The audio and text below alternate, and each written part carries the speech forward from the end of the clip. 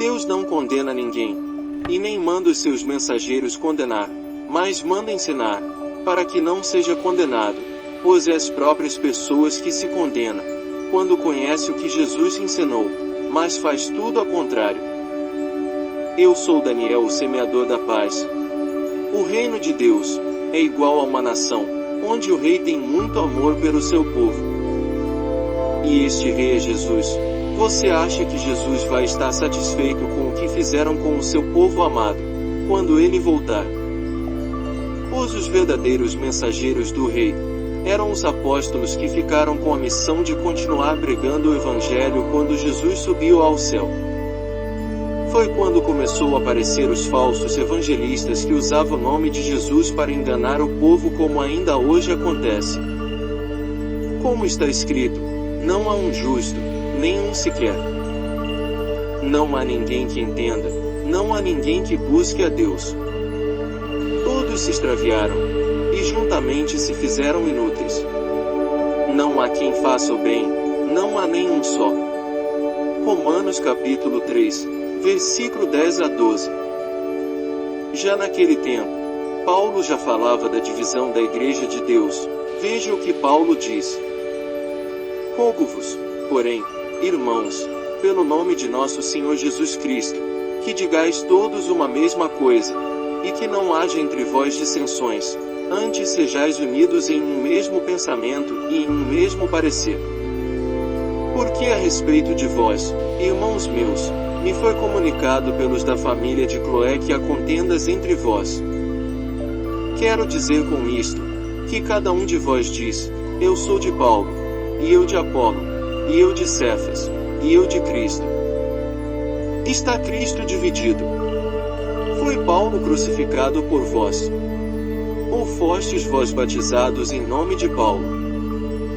Dou graças a Deus, porque a nenhum de vós batizei, senão a Crispo e a Gaio. Para que ninguém diga que fostes batizados em meu nome. 1 Coríntios capítulo 1, versículo 10 a 15. Veja esta história que se refere a Jesus. Há muitos anos atrás, havia um povo muito feliz, porque o rei desta nação gostava de ver o seu povo muito feliz, pois quando este povo estava feliz, isto era a felicidade deste rei. Por este motivo este povo vivia em harmonia, não havia discórdia, não se via mendigo, e nem morador de rua, porque sempre tinha um mensageiro do rei, para ajudar no que fosse preciso, inclusive dando casa para morar e o alimento para a família daquele que estava em dificuldade, e que logo estava vivendo por conta própria, por causa da ajuda do rei. E a pessoa não queria abusar da bondade do rei.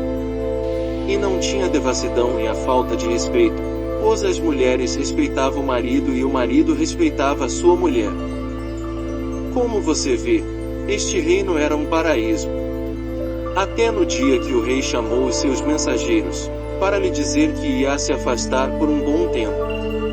E por eu confiar em vocês, eu entrego o meu povo a vocês, e faça com eles o mesmo que eu faço com o meu povo, pois se vocês tratarem este povo bem, é a mim que estão fazendo.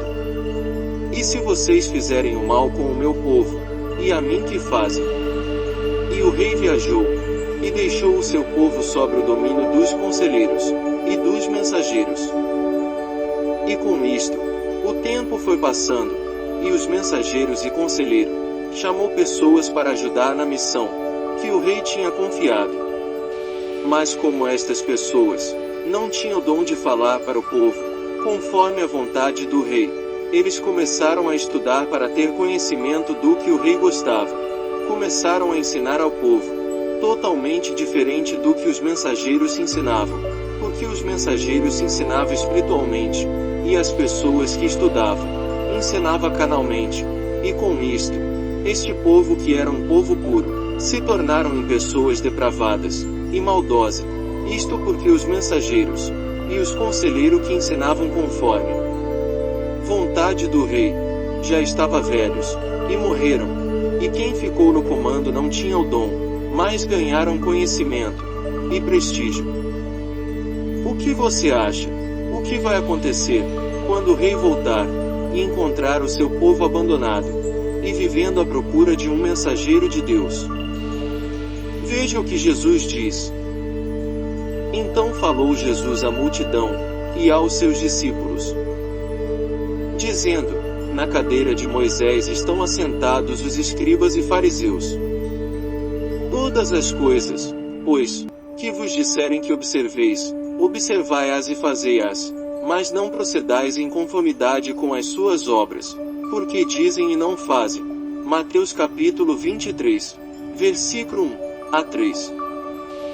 Aqui Jesus está dizendo que, quando você for para a igreja para ouvir uma pregação, não faça com alguns pregadores que pregam a palavra de Deus, mas eles mesmo não cumprem o que está escrito. E eu digo que ainda hoje existem as pessoas assentadas na cadeira de Moisés, mas não fazem o que está escrito como Moisés ensinou. E Jesus continua dizendo: e fazem todas as obras a fim de serem vistos pelos homens, pois trazem largos filactérios, e alagam as franjas das suas vestes. E amam os primeiros lugares nas ceias e as primeiras cadeiras nas sinagogas, e as saudações nas praças, e o serem chamados pelos homens, Rabi, Rabi. Mateus capítulo 23, versículo 5 a 7. Isto está acontecendo nos dias de hoje. Aqui Jesus está falando do orgulho e da vaidade. E no entanto, era para ser mostrado para o povo a simplicidade e a humildade. Mas eles investem na igreja e nas suas roupas para seduzir as pessoas. Assim esquecendo de que Jesus nasceu em uma manjedoura, onde se colocava capim para os cavalos comer, no estábulo, que era uma espécie de curral de cavalo, onde tinha toda a sujeira e mau cheiro, de fezes, e urina de cavalo, pois o dono do estábulo não sabia que naquele lugar ia nascer o Filho de Deus. Veja a humildade de Jesus, pois ele mesmo se diz mestre. Mas Jesus lavou os pés do apóstolo. Isto não diz nada para as pessoas que se sentam na cadeira de Moisés. Mas ai de vós, escribas e fariseus, hipócritas! Pois que fechais aos homens o reino dos céus, e nem vós entrais nem deixais entrar aos que estão entrando. Ai de vós, escribas e fariseus, hipócritas! Pois que devorais as casas das viúvas, sob pretexto de prolongadas orações, por isso sofrereis mais rigoroso juízo. Ai de vós, escribas e fariseus, hipócritas! Pois que percorreis o mar e a terra para fazer um prosélito, e depois de o terdes feito, o fazeis filho do inferno 2 vezes mais do que vós. Mateus 23 2.13, 15.